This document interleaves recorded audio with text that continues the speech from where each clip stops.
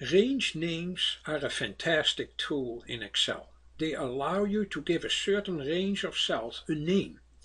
So instead of referring to, in this case, A1 through F19, I could refer to a certain name. I gave that range a name. You can do that through the name manager.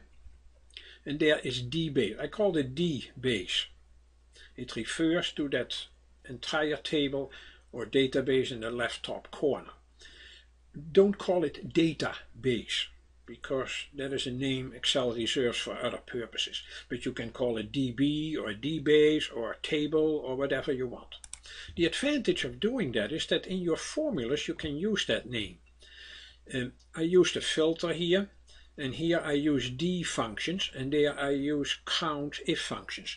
If you want to see those formulas for a moment, Control tilde allows you to go to the formula view.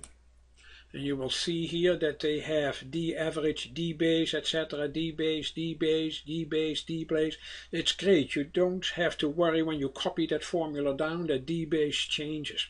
Besides, your formulas look clean, and you will always find immediately in which area are we searching with that function. I'm going back with Control tilde. The tilde is under the escape key to the normal view. Range names are fantastic until you keep adding records at the bottom of your database. For the name was given to row 1 through 19, but it will not include new records at the bottom. So we should really create a macro or a VBA script that allows you to rename that database very quickly. Fortunately, VBA has a great tool. It has the current region object, which is everything around your active cell. This is at this moment my active cell, D11, and it looks for the boundaries by looking for an empty column to the right, empty column to the left, empty row at the bottom, and an empty row above. In between, that must be the current region. So if later on you add a new record at the bottom, the current region has been expanded by one or more rows, or if you delete one, it will be resized. We are going to do that in VBA with a very simple tool. Let's go to VBA, Alt F11. If you start that database, that subroutine from nothing, insert a module, and start sub, I call it name database. Declare a variable of the name type. A name is not just a word like a sheet name or a workbook name. It is a name range object. So I declared the variable OName of the object type referring to a name object. I want to make sure that the user happens to be inside the table. Otherwise the active cell cannot find the current region properly. So if the active cell happens to be an empty cell, then I give the user the message box, click inside the database please, and exit the sub. If they are in a correct database, we are going to say, would you like to name the database, yes or no? If they say yes, we are going to name the database. We say to range A1 dot current region dot name. I could also have typed active cell dot current region. Give it a name, DBase. And I just tell the user your database has been resized or renamed or whatever you want to say. If they say no, then I'm going to delete that name. So I could do it in two different ways. The first way, the problem is when you delete a name that doesn't exist anymore, you get an error message. So I have to anticipate potential errors. On error, resume next. That means if it runs into trouble on a line, it just goes to the next line. Now I set that OName that I had declared of the name range type.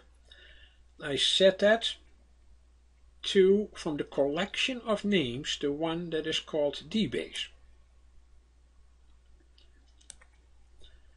if I get no error,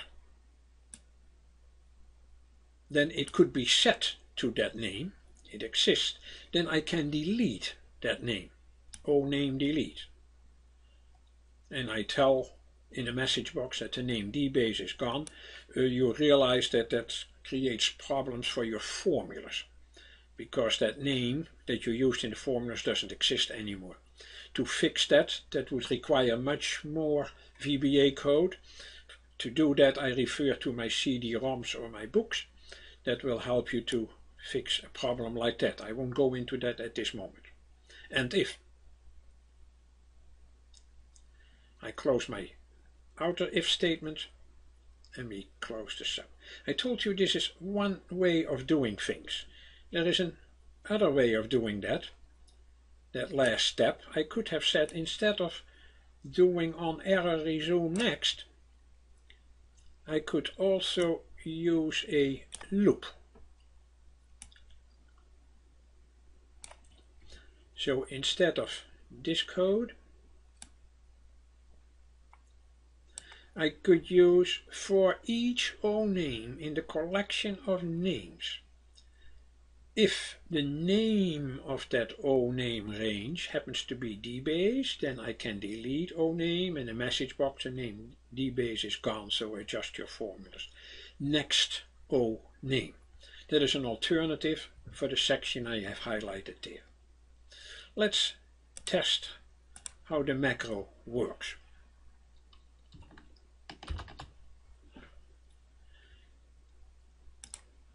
Control-Shift-N, that is the shortcut I gave to that subroutine. Name the database, and I'm going to say no. That means it's going to delete that database. And of course, I promised you that these formulas will not be correct anymore. So I'm going to implement my name again. Name the database, yes. And my formulas work. My database has been adjusted. But the nice part is now that if I add a new employee,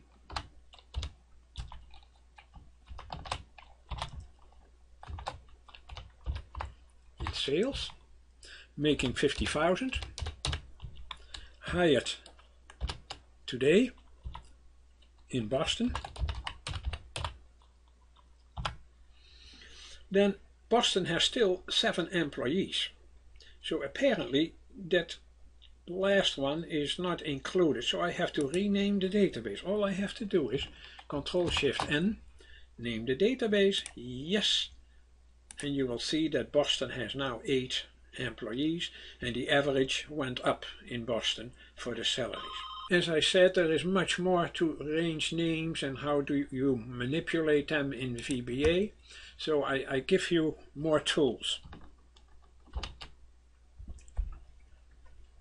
3 CDs, CD-ROMs, 2 books that discuss almost any issue you could have in Excel.